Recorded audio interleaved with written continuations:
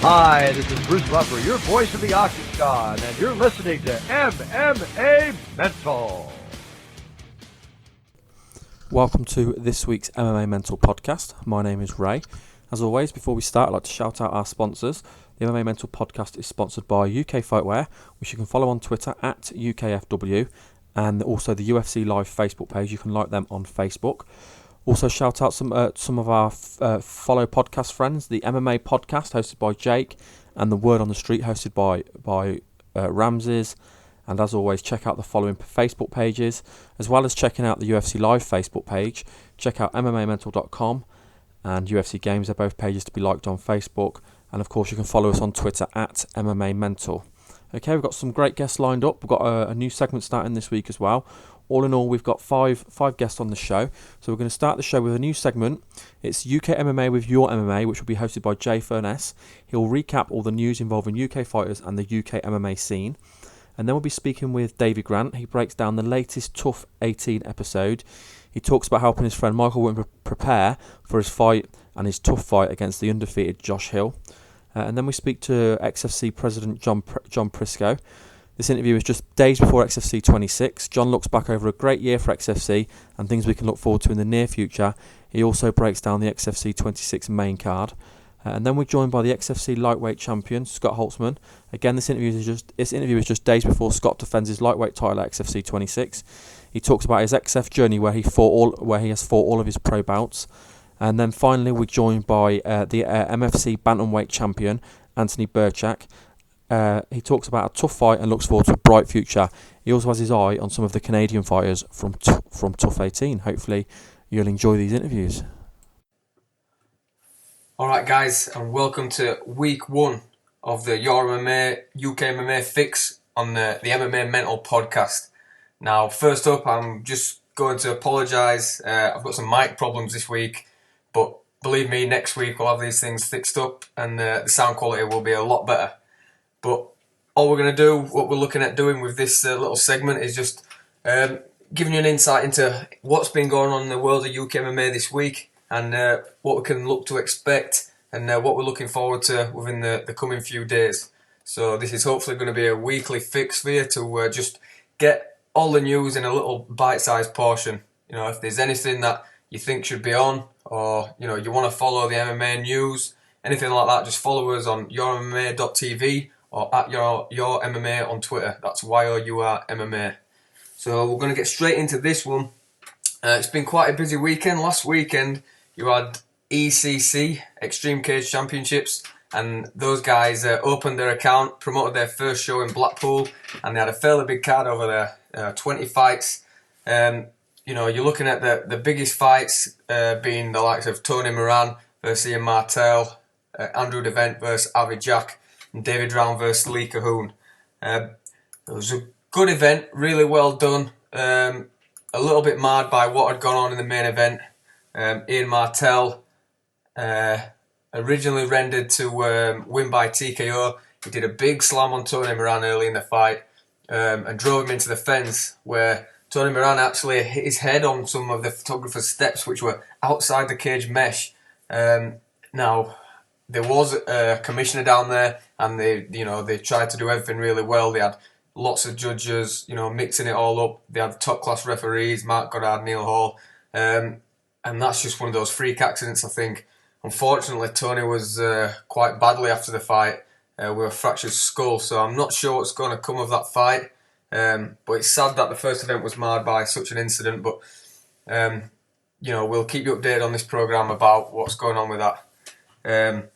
In the other fights, the other two main fights, really, there was big knockouts. Andy Devant, who knocked out Avi Jack, and that was revenge for Devant, who Jack knocked out the first time they met. So they're now squared up at one apiece. And David Round and Lee Cahoon, everybody knew this one wasn't going past the first round. They came out swinging, and it was David Round that landed a big knee, put Cahoon down, and finished him off with strikes. Other notable wins there for the likes of Gaz Pilot against returning James McGuinness, Jack McGann of the Wolfslayer, and wins for Ant Davis, Mikey Castell, Steve Nightingale and Robert Markshak in the Pro Division. Also, Heat MMA held their first event last weekend, and a show called Cage Fighters held their biggest event to date up at Ellen Road in Leeds. Obviously, I was on that one. I won in the main event against a very tough French kid. And the other pro fight saw Danny Mitchell win by Twister. You can find that video on the website if you're looking to see what went down there. Also, Tough 18, Mike Wooten was in action this time round. Mike was a little bit devastated at being the last pick for Team Rousey with a first round performance, but he beat a tough guy then, and he had a real tough round this time. He fought Josh Hill, who was 9-0, excellent wrestler, excellent grappler, big credentials, but he had a tough time in the first round, but it really came back strong, and Wooten just showed why everybody rates him so highly as a prospect, because they went to a deciding third round, and Wooten got the nod there, and that is a huge, huge win. Josh Hill, 9 wins without defeat, and there's not many guys operating at that level in the UK or Europe, and Wooten's beat him over 3 rounds, so that's a huge win. So he advances to the semi-finals with that. Obviously, Davey Grant has done really well as well, putting some excellent finishes. So he's in the semi-finals too. So things are looking good on Tough 18 for the Brits. What have we got coming up? I mean, by the time this has been published, Paul Sass will have fought in Bellator in his Bellator debut. That's tonight, but I believe this is going to be going out on a Sunday. So you guys will know the result already. But obviously that's big for Sass in Bellator after getting cut from the UFC. Rod Montoya, a bit of a journeyman, 15 wins, 15 losses.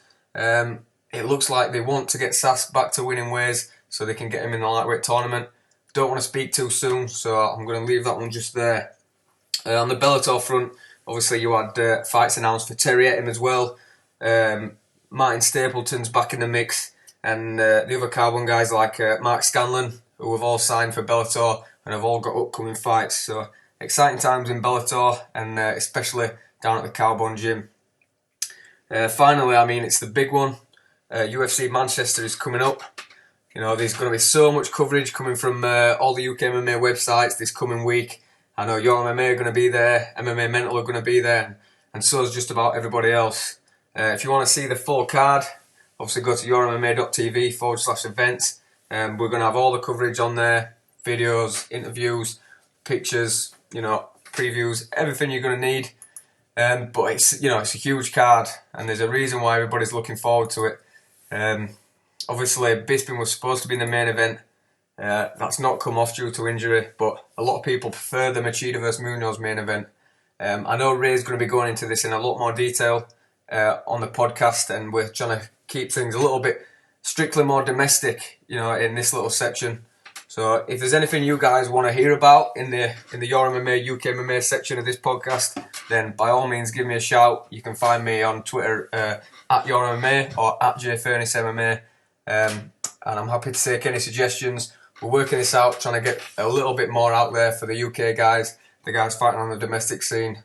So yeah, if there's anything else that you'd like to hear, anything else you want, get in touch with myself or get in touch with Ray, and we'll try and deliver that for you. So hope you've enjoyed the first week. We're going to be back on the MMA Mental podcast next week. Until then, peace out. Okay, I'm now joined by Davey Grant. Davey's back again for our Tough 18 segment to break down the latest episode of Tough 18, episode 7, which of course we saw the other UK fighter in the house compete this week, which was good. Davey, thanks for coming back on the show. Yeah, no problem. Thank you, Ray. Okay, let's start from the beginning, working through the episode then, and of course we will talk about the fight. So one of the first points, of course, was Father's Day. Ronda brought all the dad's gifts. How pleasantly surprised were you with that? Oh yeah, I mean, what a gesture it was from Ronda. I mean, it was a really heartfelt gesture. I mean, it was obviously a sad day for us lads who was in the house. We couldn't even contact our kids. Do you know what I mean? For the 3 dads that were in the house. So it was tough, and then it just lightened up the mood. You know what I mean? It was nice that they went out the way. They got themselves. They went and made themselves like up a little card, got a photo of me, and then give us a little gift, and it really did make me day. It was so nice of them. Yeah, it was definitely nice, and she did it for Cody as well, which was nice because Cody, of course, wasn't in your team. Yeah, Cody was on their team, and she still did it for them. You know what I mean? So it shows that she's a nice, affectionate person. You know what I mean? Yeah, it certainly showed a really nice side to it. Because it seems like throughout the season they've portrayed her a little bit as the villain, but that certainly wasn't the case yesterday. Yeah, I know. Yeah, I was pleased about that. Now, did you see the pictures that were posted of Edmund and Ronda? I didn't see them. No. Do you know what they were? No, I haven't got a clue. I mean, apparently it was some man, half woman off a TV show or something like that. But like I say, I didn't see them. I came in when it was all over. I mean, Edmund wouldn't have seen them if Anthony never showed them. I can't believe that they spent all the effort taking them all down, and then Anthony goes and takes Edmund and shows them what was left up in the sauna. You know, it was like, what are you doing? But it happened. I was going to say that. If you'd have found the picture, would you just throw it away? I'd have just ripped it. Yeah, I mean, obviously we were trying to hide it from Edmund for a reason. You know what I mean? They didn't want his temper flaring up again, and have him possibly doing something he'd regret and getting kicked off the show. That would have been awful for all of us. So yeah, I mean, I couldn't believe that Anthony went and did that. I thought it was a bit of a bad move. Yeah, it's a bit like. Yeah, I would have definitely threw it away. Like. Yeah, I think so as well. It's a bit like tittle-tattle him, wasn't it? Yeah, no. Okay, we're moving on then to the preparation for the fight. Of course, we saw you helping Michael get ready for the fight. How did he find the cut, and was it nice supporting him through the process? Yeah, I mean, obviously I'm going to help him as much as I can. He's a good friend of mine, a really nice guy. He was on our team, so yeah, I was happy to help. He had a bit of a tough cut. He's a big lad for 135. He was weighing a little bit more than me. I think me and Mike were usually like the heaviest guys in the house. So a bit more trouble cutting away, but we both know what we do, and we're both professionals, and we knew we'd get there in the end. Yeah, it paid off because he certainly looked bigger in the ring. Now, just give a quick review of the first round then. Hill started really strong, got a big takedown and slam. Now, after round one, was you worried for Wooten? I was worried for Michael. Was you worried for him watching the fight? Yeah, a little bit. Yeah. I mean, just as ground game looked really strong. I mean, he took his back. The choke looked pretty close, and I thought Mike did brilliantly to get out of it. He really did show his heart on that one. And I was to be honest, I was thinking, oh no, Mike's gonna have to change it up now. And because Josh did have a really good strong round, so I was a little bit worried, but obviously I've got 100% faith in Mike as well, and I thought he would come out stronger in the second. He knew what he had to do. Yeah, that choke was fully on. I mean, he obviously he had the hand grip as well, and he of course had to break the grip. It was a really, really good submission defence. Yeah, I mean, when he went palm to palm, it was like, honestly, it was looking really tight. I thought, honest, Mike did brilliantly to get out of it. Yeah, because palm to palm tends to be harder to break, doesn't it, then, if you go through the arm? Because you can normally peel the arm down, can't you? But you can't do that palm to palm. Yeah, exactly, yeah. Now, obviously, in round two, it was just a completely different fight. I mean, Mike come out, landed the big knee, and then he actually out-wrestled Josh, which I don't think... Well, I know I found surprising, because obviously we hear a lot about wrestling in North America. How did you feel after round two? Yeah, I mean, I was made up for Mike. He came out and... I mean, the coaching staff told him at the start of the round, he said just took a jab and a big knee, and he had the confidence to listen to the staff, chucked it, landed it lovely. It was honest, man. It was like it was a fight-changing knee. You know what I mean? Josh's eye was a mess for a few weeks after that. So yeah, and then when he hit the takedown, I mean, what a wise idea it was, because obviously Josh, he was really good at pushing Mike up the fence and really nullifying Mike's game. So Mike just switched it right up, shot in a lovely low double, took him down, and then did some good work from the top and won that round. And it was just a brilliant game plan. It really was, and the first round wasn't a great spectacle because of the way, because of Josh's fighting style, but with round two, it really made it into an exciting fight, I think, because. Yeah, definitely, and I knew it was going to the third after the second round. Yeah, it was the only option really, because it was clearly Josh win the first round, it was clearly Mike win the second round. Now, the third round was really, really close, and then there was the turning point was the silliest thing I've seen in a fight since Silva danced against Weidman, which was a spinning back fist, which led to the takedown. It's such a close fight. Were you surprised for such a reckless move?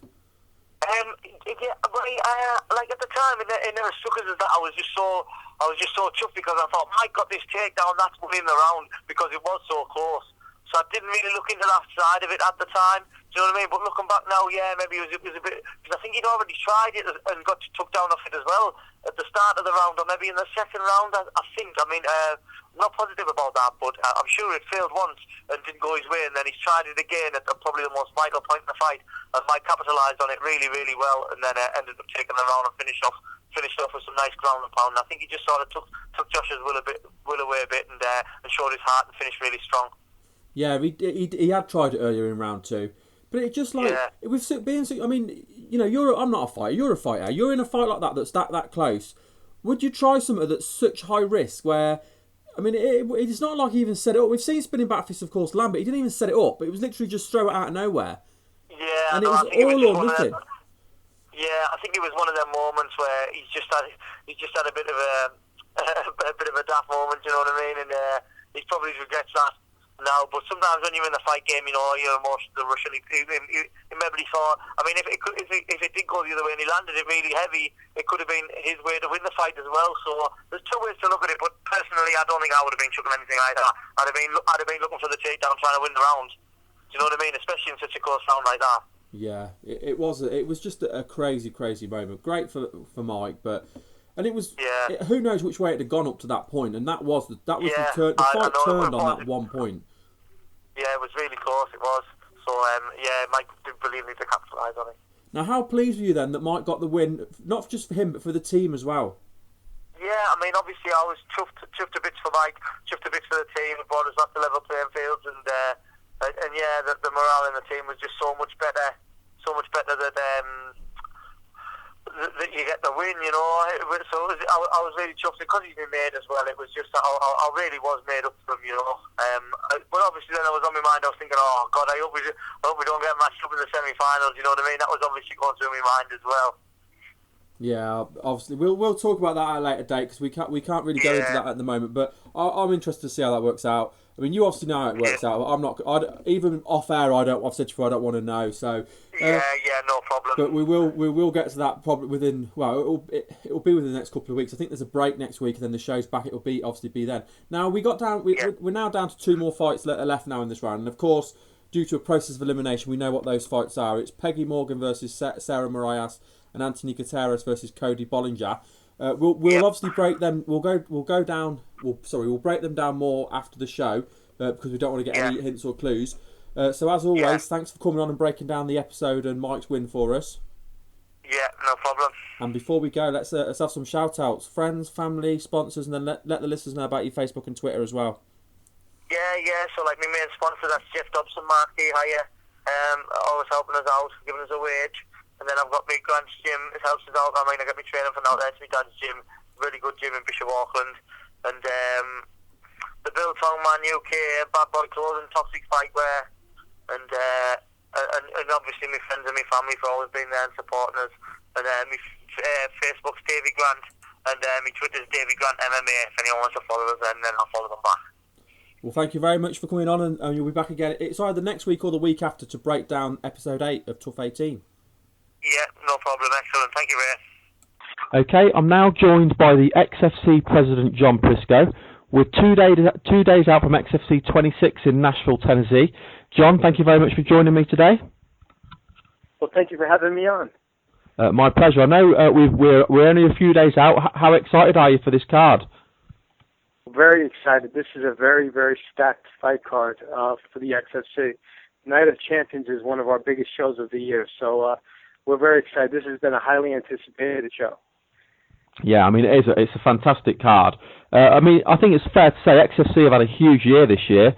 Looking back on the year, how much has the promotion grown in the last 12 months? Well, we've grown to the point where we're going to be announcing a huge network deal in the next week to 7 to 10 days. We were hoping we'd be able to announce it by this show but it's about a week away, and you're going to hear about a major network that's coming on board and starting a relationship with the XFC. Oh, that's amazing! I can't wait to hear that. Now, I follow you and I follow TJ on Facebook, and TJ's hinted as well about some international expansion. Can you tell us any more about that? Well, that's the relationship that's going to be announced. It's going to have to do with Latin America. We see that as a great market, and where there's a ton of talent down there, and thank God we have a willing partner down there and once again involved with the XFC. Okay, yeah. Yes. I look forward to hearing more about that. Then I've dropped hints to TJ as well. I want to see XFC in the UK in the near future as well. So I'm hoping to see that soon as well. Well, I would love to see it. I would love to see that myself.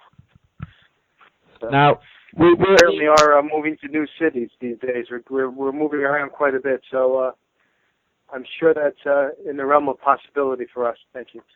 Well, yeah, I mean, if you look at the way you're growing, it certainly is. And like you've said, the Latin American market, the potential there is absolutely huge.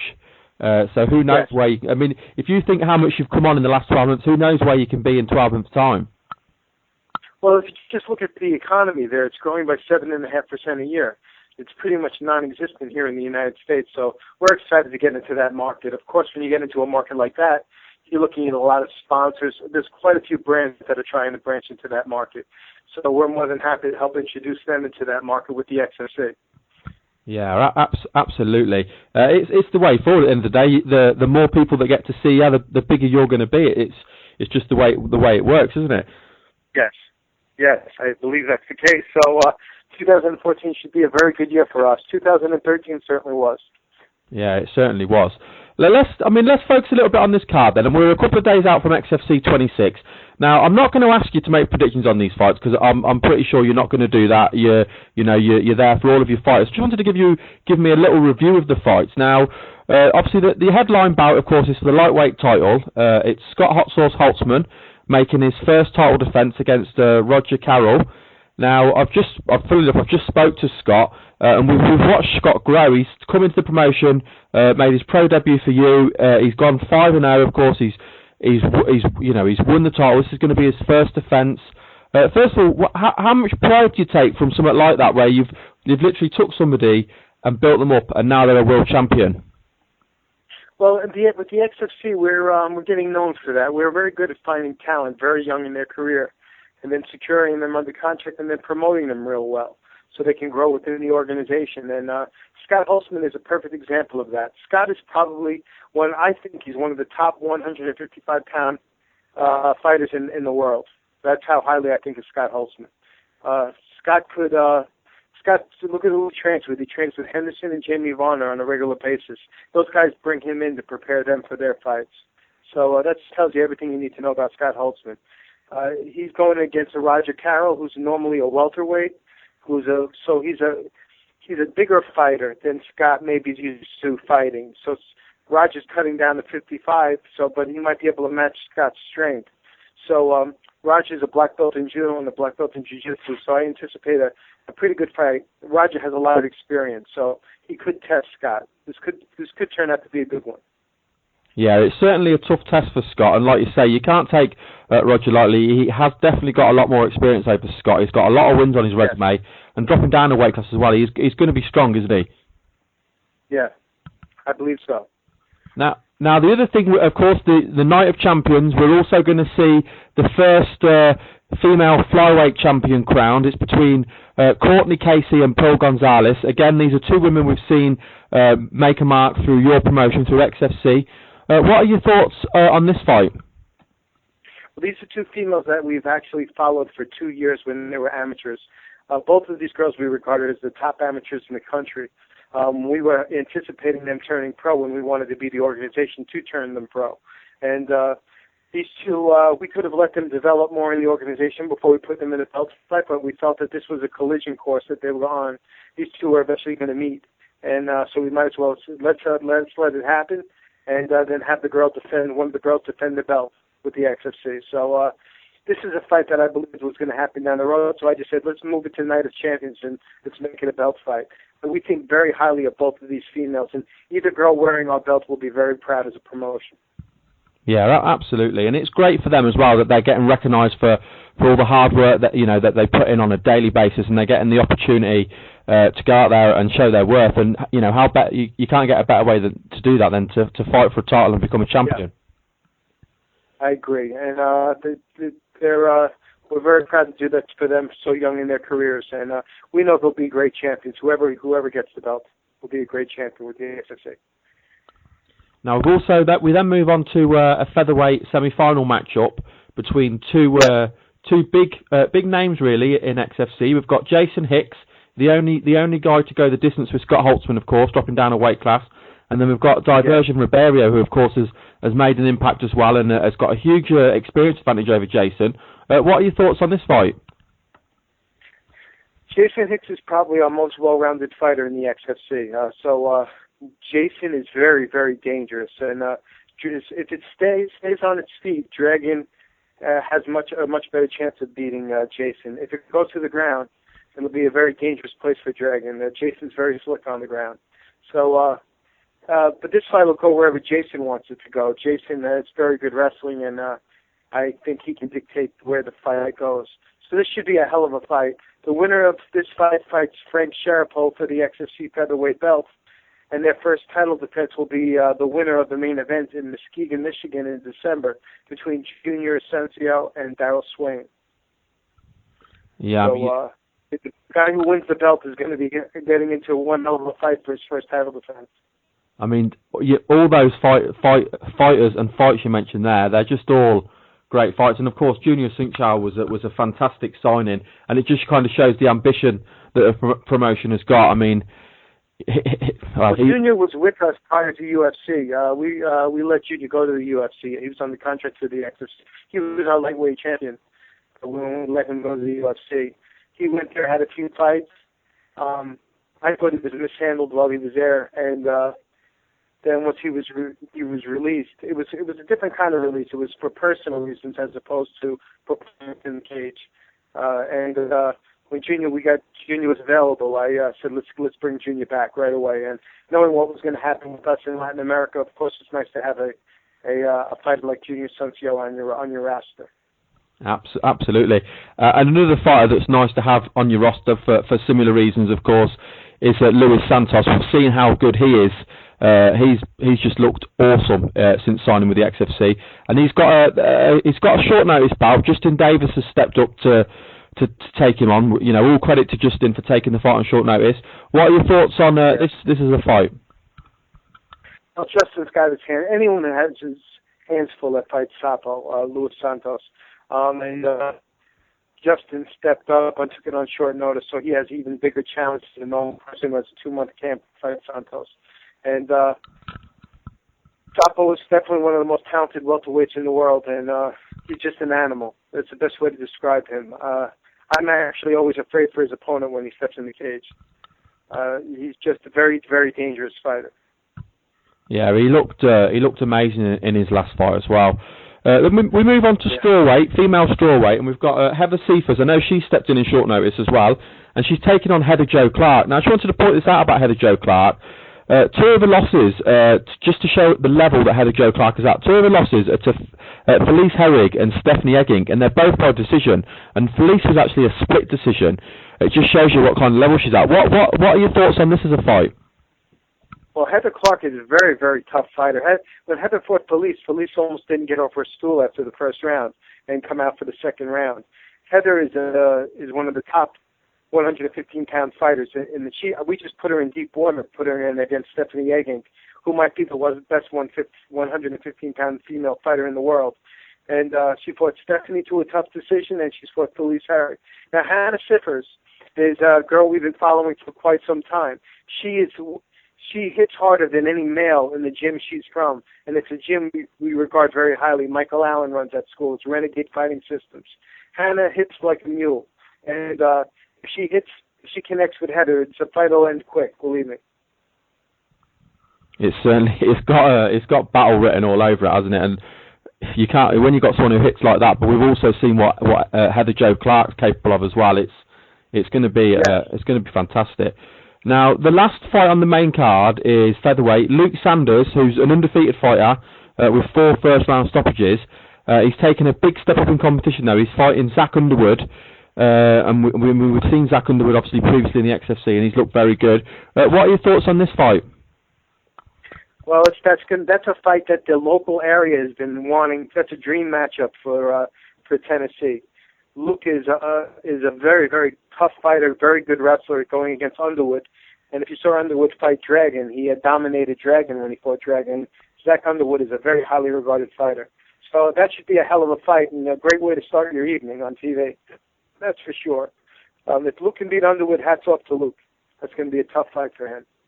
It certainly is. I mean, the whole, like you say, the whole main card is stacked as well. But you've also got some fantastic prelims as well. Now, I'm not going to go through and ask you to break down all the prelims. Just, is there any fights that jump out to you on the prelims? Anything you're particularly looking forward to? Well, one in particular is fighters that have been in my cage onto the TV side. They're coming off disappointing losses, which is why they're not on the TV side for this one. But they both worked very hard to earn their way back to the TV side of the XFC. So the winner of this fight, I'm sure, goes to the TV side in the future. And that's Keith Richardson against Nate Landwehr. Both very talented fighters locally, and I anticipate that to be a good fight. Keith has very good wrestling. Nate's a little more well-rounded, and he'll test Keith's chin. And if Keith, if Keith goes to his wrestling, I don't know if Nate's going to have much of a chance in that one. It should be a hell of a fight, though. Wow, it is. It will be a good fight. I mean, I remember seeing Nate on one of the previous cards as well, and it is. Nate is our version. Is the MMA version of Ric Flair. Remember Ric Flair in wrestling? Yeah. Nate is as close as you'll find to Ric Flair in MMA. Excellent. As long as he doesn't walk around saying "woo." Yes, that's Nick. That's Nate for sure. Well, John, I know we're a few days out. I know you've got a hell of a lot on your plate. I really appreciate you coming on so close to the fights and giving us such an in-depth breakdown of all the main card bouts.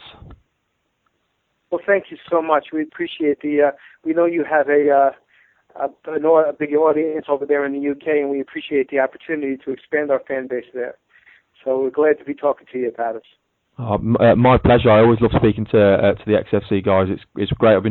We started in February. It's been brilliant, especially getting people back on again after seeing them progress. It's always great. It was so nice to speak to Scott as well. Before we let you go, I know you've got a fantastic team around you. If you want to do any shout outs, friends, family, sponsors, and also let people know about XFC's Facebook and Twitter and your Facebook and Twitter. Well, one of the reasons why we're so successful is we have the best staff in MMA, and they're very good at telling the fighter stories, TJ and Brooke, and I have the best assistant that you could ever want in Heather Hall, who keeps everything organized and makes sure all the fights go off as far as from a medical, all the medicals that need to be turned in with the sanctioning body, everything that needs to be done. So they allow me to just sit back and promote the fights and do what I do best. So I have a great team, and that's where I'd like to do my shout out to. Is we wouldn't be in this position if not for that. Yeah, I mean, I've been lucky enough to work quite a bit with TJ. He's brilliant. He's such an inspiration. Obviously following on Facebook and watching what he does. He just loves what he does. You can tell. Well, we love what we do, and when you love what you do, the passion shines through, and it's very hard to compete against a promotion when you have this many people who are as passionate about the product as we are, and that's why we're destined to be number one in MMA, and we're not stopping until we get there. Well, you're certainly going in the right direction. I can't wait to see what 2014 brings. Looking forward to hearing this announcement in the next week or so as well. There's just big things on the horizon. Yes, and I look forward to us talking again in the future. Maybe we can talk about what that announcement will be in the next week or so. Yeah, I'd love to get you on after the announcement and you can go into detail with us. Well, we wish you all the luck for Friday. I know you don't need it, but we hope everything goes smoothly, and I look forward to speaking to you again in the future. Well, thank you so much. We appreciate everything. Okay, thanks, John. All right, bye-bye. Bye. Okay, I'm now joined by the XFC Lightweight World Champion, Scott Hot Sauce Holtzman. Scott, thanks for coming back on the show. Hey, thanks for having me. I'm glad to be back on. My pleasure. It's been ages since we spoke last, and if I remember rightly, you were the very first XFC fighter I had on the show, and haven't you come a long way since then? Yeah, I sure have. It's been crazy how far it's come and how short of a period of time. Yeah, it's absolutely amazing. I mean, you've literally rose through the ranks at XFC. All your pro bouts with XFC, you're 5-0, and of course, in your last fight, you faced John Mallow and took the lightweight title, which Nick Newell vacated, and well, a lot was said about him not wanting to face you. How's things going? How's it been? It's been great, man. We went through some drama there with Nick Newell pulling out and everything like that. But at the end of the day, they got me a good tough guy, and ended up winning the title. So it's been great. The first title defense is coming up in 2 days, and just ready to get on that scale tomorrow and get it on, man. I feel great. Yeah, when you look at the year you've had, I mean, you fought back in February, you fought in June, of course, winning the title. You've had a hell of a year. You've really kind of raised your stock so much, in 2013. It's been a massive year for you and for your career, hasn't it? Yeah, it sure has. I mean, like I keep going back to, man, it's come so far. I can't even believe it. It's still surreal how quickly and how much it's grown. I'm just riding on the wave, man. I'm just going with it and going for it. I'm just that's what I'm here for. I want to compete at the highest level, so I'm just going for it. Yeah, absolutely. You're doing all the right things. Looking over your resume as well, the last time I spoke to you was in the build-up to the Jason Hicks fight, so that was way back in February. So it really has been quite a while. Yeah, it sure has. That was a good, tough fight. Jason Hicks is really tough. He's actually on the card with me this time. He's a good fighter, man. Yeah, it was a good fight. It was a tough fight. Like you say, he is a good fighter. Now, I know as well you've been doing a lot of other MMA radio, and am I right in saying as well you've been on MMA Junkie? Sorry, could you repeat that? Yeah, am I right in saying that you've actually been onto the MMA Junkie show as well, on MMA Junkie Radio? Oh, yeah, I have a couple times. MMA Junkie, all those guys are cool, man. That was really special to do that, and, because it's a really big website. Yeah, it's awesome. I think it's fair to say MMA Junkie are considered one of the mainstream MMA media outlets. Isn't it great that they're, recognising what you're doing and what XFC doing and getting you on the show with the biggest names in the sport?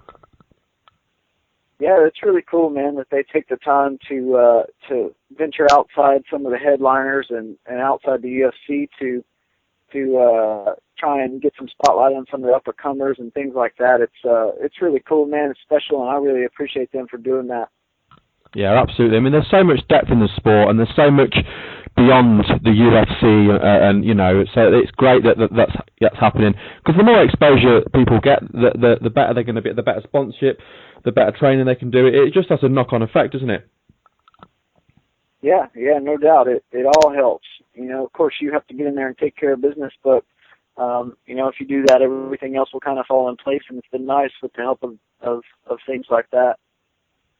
Yeah. Now let's talk a little, obviously, about the fight. I mean, we are a couple of days out now, and you will be facing another very tough opponent, Roger the Leprechaun Carroll. He's a very experienced fighter. It's probably fair to say he's got a lot more experience than you in the cage, got a lot more cage time. How's training and preparation gone for this fight? Man, the training's been incredible. I've since after the Jason Hicks fight, I've done my last 2 camps out at the MMA lab in Glendale, Arizona. It's Benson Henderson's gym. So it's been great, man. I've made so many improvements, and this camp has been my best camp yet.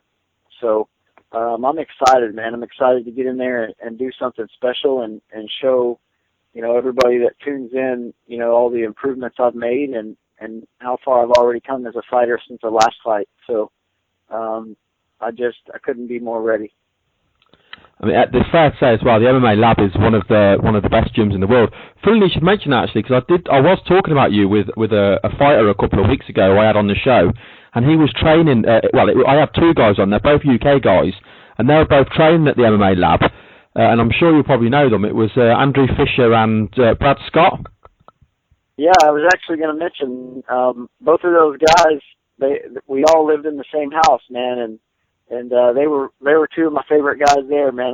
Brad and I became pretty good friends, and he's a great guy, and I can't wait to watch him fight on UFC Manchester. And Andrew, just the same, man. 2 good, solid dudes and awesome fighters, man. Yeah, I had Andrew on, and he is a great guy. And I've had Brad on a few times. He's a great guy as well. I'm looking forward. I'm going to get to meet Brad soon as well because I'm going to go to the Manchester event. So I'm looking forward to meeting him. But it just shows you how how good that gym is. When you've got people that travel from one side of the world to the other to go and train there, it just shows you the kind of caliber you've got at that gym. Yeah, no doubt. And Brad and I were together there in the house for probably 9 or 10 weeks. So we spent a lot of time together, man, and he's cool. I like him. Yeah, it's amazing. How much is training at that gym and training with the names we've just mentioned, of course, the likes of Benson, Henson, and Efren Escudero's there as well. Training with people like that, how much has that brought your game on? How much do you improve? Yeah, how much has your game improved training with people like that? Oh man, 100%. I think so. The last 2 camps, just going with high level guys every round. It doesn't matter if it's grappling, wrestling, kickboxing, or MMA. Every round, every minute is a battle, and if you take a round off, you get run over by guys. So even outside of those guys, there's a room, 30, 40 guys sometimes that can all beat you up if you take a round off. So, and it's incredible. It's, definitely, I've improved in all areas. Did you feel there's any areas that have improved more than others? Maybe an area you need to work on? Have you seen any big improvements in a particular area? I'd say probably my wrestling defense. I've always been pretty athletic, but, I've really worked on a lot of the fundamentals of my wrestling defense and, getting up from off the bottom and things like that. So that's probably one of my biggest improvements lately. Now, talking a little bit about the fight, professionally you're 5-0, and 4 of your fights have come via stoppage, 3 via TKO. You see another stoppage in your future on Friday? Yeah, I think so. Everybody knows me. Everybody knows I like to finish fights, and of course I'm going to try to finish that fight. I'm going to, take calculated risks, but he's really tough too, so I have to fight smart and, not burn all my gas money too early. I think he's going to spend his gas money trying to take me down and drag me to the ground, and he's going to realize it's not that easy. So, I'm definitely trying to finish for sure. Now, of course, it's fair to say there's a big kind of mark on your head. Of course, you're the champion. Does that just spur you on? Does that drive you on, push you on to do better? Yeah, absolutely. I know. Once you're at the top, everybody wants to knock you off. So, it just pushes me that much harder. Obviously, I made the move to the lab and just trying to get better, man. I want to compete at the highest level, and being the champion's great, and I love that belt. I want to protect it. So, he's going to have to kill me to get it. There's been a lot of statements made in the past from former champions, former world champions, and they say they didn't really feel like the champion until they got that first defence underneath them, the first bout defence. Do you feel like that? Are you looking forward to getting this first defence and making it official that, you've not just won it, but you've now defended it? No, I don't really feel like that. I don't put that much weight on it. To me, it's another fight, whether I have the belt or I don't have the belt. I don't attach any more to it than it really is, man. It's at the end of the day, there's no belt in the ring. The only difference is we're going 5 rounds. So there's not any more added pressure, really. I'm still going to fight the same way, man. Yeah, I think that's the right attitude. That's what's got you this far. Now, of course, we talked there about the XFC. All your pro bouts have been with the XFC. What has it meant for you and your career having someone like the XFC behind you and them pushing you as much as they have done? It's been great, man. It's meant a lot to me. They don't get behind a whole lot of guys like they have me. So they believed in me since the very beginning. They offered me a contract after I just fought one time as a pro. So they saw something in me early on and believed in me and gave me the opportunities. I did capitalize on those opportunities, but, they definitely put them in front of me. So I'm thankful, and that's why I recently, just recently after the Melo fight, signed a contract extension for another year. So they've been good to me. I'm happy with them, man. I appreciate everything. Yeah, the way they treat the fighters and the way they market themselves is fantastic. I think a lot of promotions out there could look at what XFC do and follow footsteps, because I don't know any other promotion that markets its guys the way that XFC does, and I think it's brilliant. Yeah, they do an incredible job. TJ Alcock and his wife Brooke do most of the marketing, and Jeff Hobbs too. And they really, they're really untouched when it comes to marketing and everything, especially other promotions.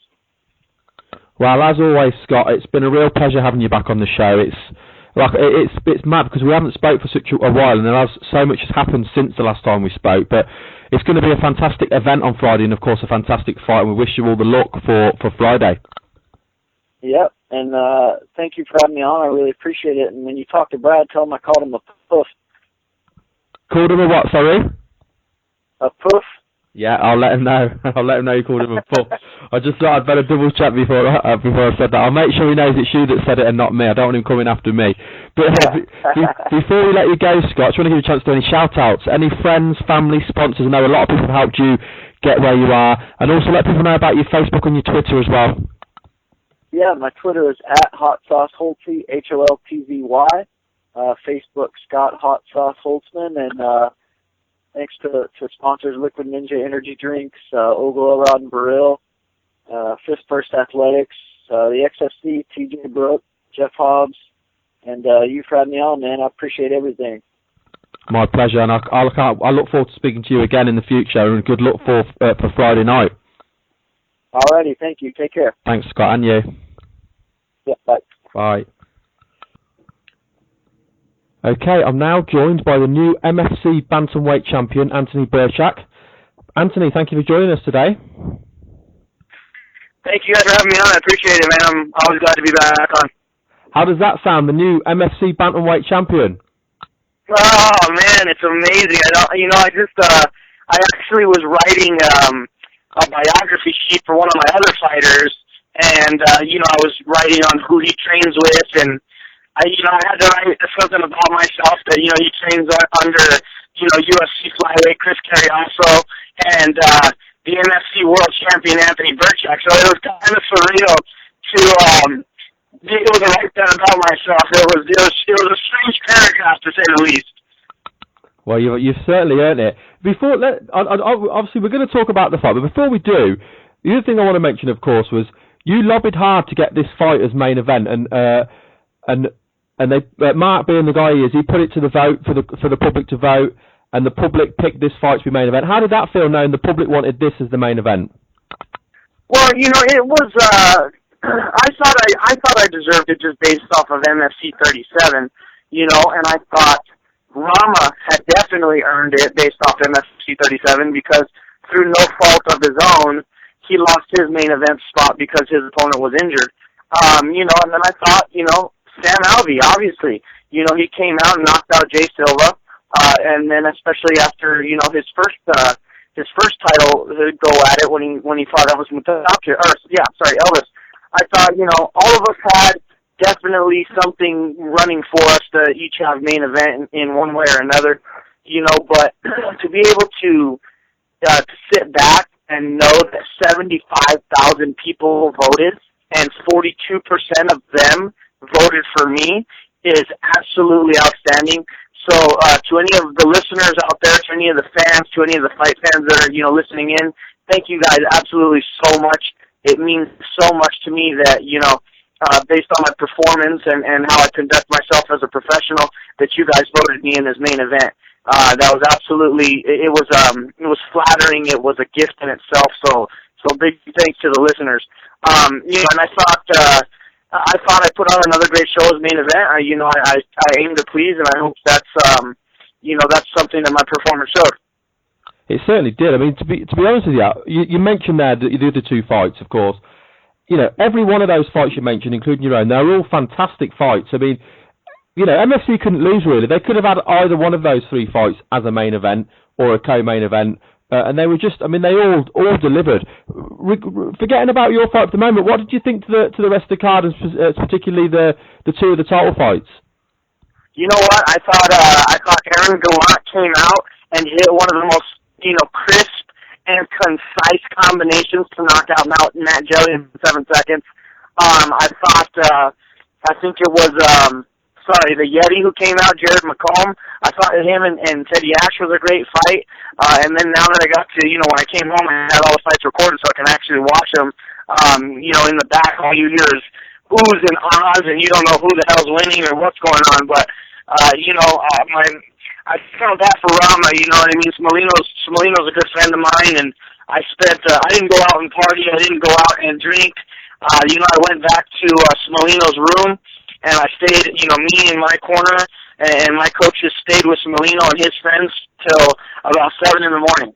That was something I wanted to do. I didn't feel right going out and, getting drunk and partying and stuff, and we went back. I still had a few drinks, but I went back to, Smolino's and, kept an eye on him, and we kind of just went over on what I thought he may, have been able to do better at. And, Sam Alvey, man, that guy's, he's constantly putting on a show like myself. And, I was, I thought he could have finished that fight a few times when I watched it on TV now. I thought he could have really finished that fight a few more times if he stepped on the gas pedal, but he did it in stunning fashion. He did it in the last 10 seconds of the very last round, so he kind of went out with a big bang, and I thought he did very well.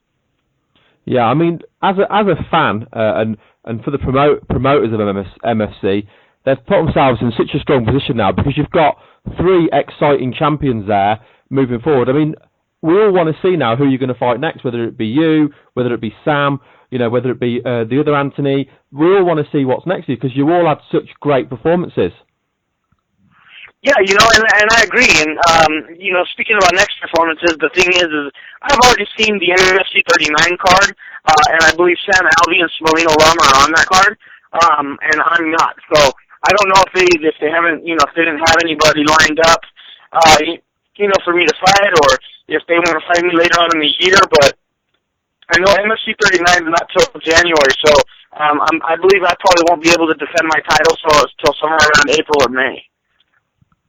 I mean, was there any injuries coming out of the fight? I mean, it didn't look like there was, to be fair. Would you like to get back in sooner?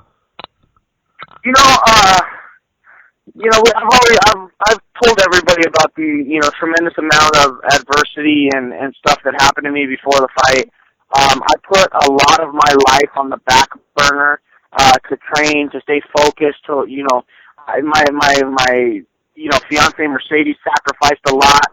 I was here, but I was kind of just a shell of myself. I wasn't really here with my family. So I wanna, recharge my batteries. I want to be able to experience and enjoy life right now as it happens to me. I got a newborn baby, he's only 3 weeks old. My family, is the most important thing to me. I always say family first. So I want to take, the time to enjoy the holidays with my family and really kind of just unwind and enjoy and bask in 2 of my greatest accomplishments. Yeah, that I can understand that, especially with having a newborn as well. Congratulations. Do you have a little boy or a little girl? I had a little boy. What did you name him? His name is Jet Alessio Birchak. Excellent. Well, congratulations. But it's always nice to hear nice news. Yeah, of course. And like I said, the world's full of so much, bad shit on the news that, children being born and championships being won, or like I said, 2 of my greatest accomplishments. Those are the things that, more of the world needs.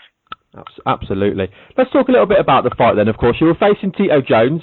Tito is always going to be a tough opponent. He always goes in to win.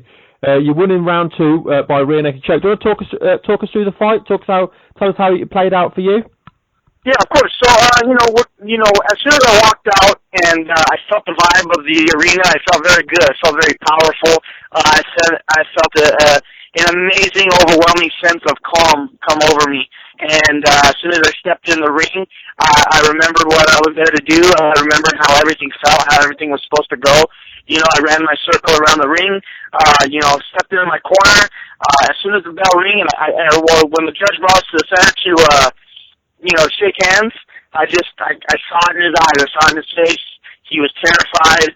Obviously I was scared, but I knew that there was a little bit more than just anxious fear in him. So, I felt that I had, as overall the energy in the arena was mine. And, we came out, I expected him to have a little bit of a slower pace and run from me and, try to counter-strike me, but he came right at me. We met right in the middle. We started throwing punches immediately. He actually got me off balance and got me in a body lock and took me down. To my credit, I bounced right back up. I kind of shook the cobwebs off and reassessed how I wanted to go about it.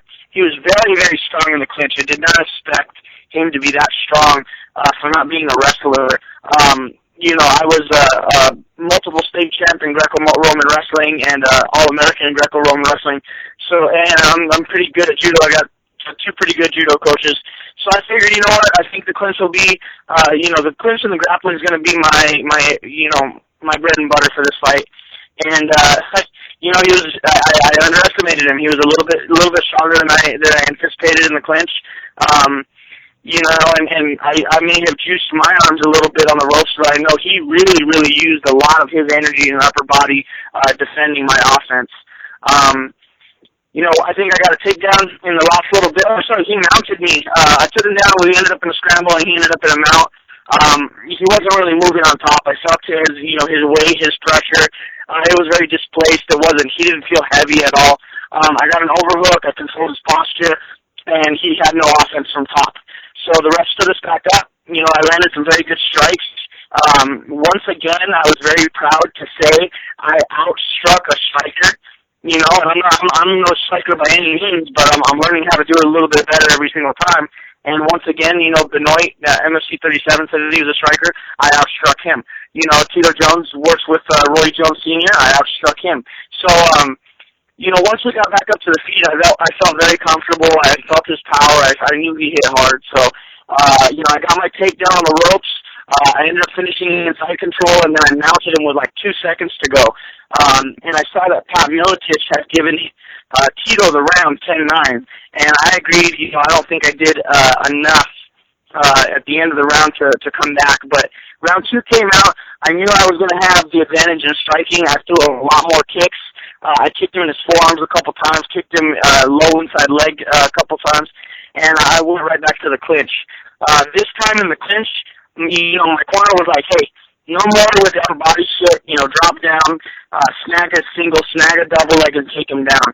I did just that, and, he ended up giving me some good positions to land some really strong elbows that I think I took a lot of wind out of his sails, and he ended up giving me his back, and I took his throat, and the rest is history.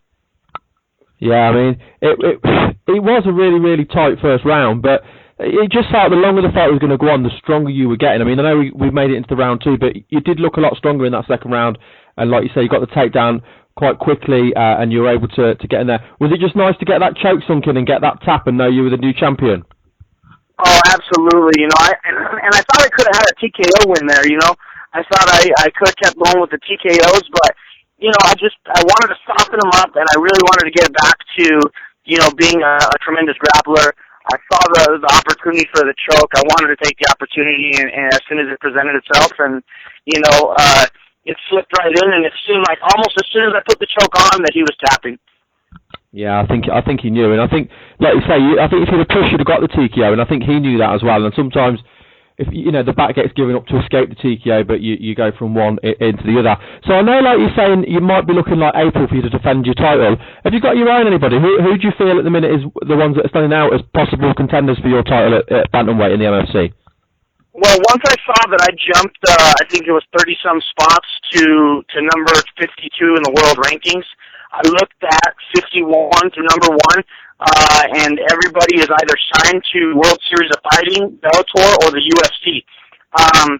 The two guys that are not signed to any organization that are ranked higher than me are L.C. Davis, who's like number 48, I think, or 43, and then who was it? I think he's on this season of the Ultimate Fighter, and he's from Canada. Josh Hill. But I think his name is Luis Facette. Is it not Josh Hill? Josh Hill too, but I think I don't know the results, but I think Josh Hill is going to be in the UFC. Okay. Yeah, Louis Facette. Yeah, I know what you mean.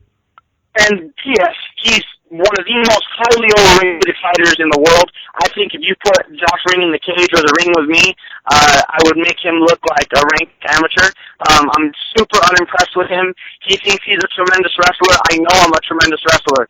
So, that that has been, he's ranked like top 20, and it just boggles my mind how he's 9-0 or 10-0 now, and he's that high on the world rankings. But back to Luis Facet, I think Luis might even be in the UFC. I'm not sure, but there's I have my eye on a few ideas, and I know Pavlich is all about making great matchups. I'm gonna let him do his job and find someone worthy of coming and taking the title from me. Yeah, regardless, it's going to be a fantastic fight. Well, I mean, it's been great having you back on, and I love the fact that I love the detail you go into as well when you explain the fight. You're doing my job for me. This makes it easy. Sorry, say that again. My phone's kind of. Just saying, I love the detail you go into when you're explaining the fight. You're doing my job for me. You're making it easy for me. Yeah, well, I try, man. I'm trying. This is I love being. I don't know how to do this. I love being a professional fighter. I love having to do interviews. I love the overall, being a professional athlete and having to, talk to people and fight and do. I mean, that's our job, right? Yeah, absolutely. It's great. It's to make other people's jobs easy. Yeah, I'm not complaining. I'd rather that than have you say yes, no, yes, no, thank. It just makes it so much more. And I've had interviews like that. It just makes it so much more fun to do. Before we let you go, it's been a real pleasure. Before we let you go, do you give you a chance to do any shout-outs? I know you've got a lot of people behind you that helped you get where you are. If you want to shout anybody out, friends, family, sponsors, anybody at all, and let fans know about your Facebook and Twitter as well. Oh, absolutely.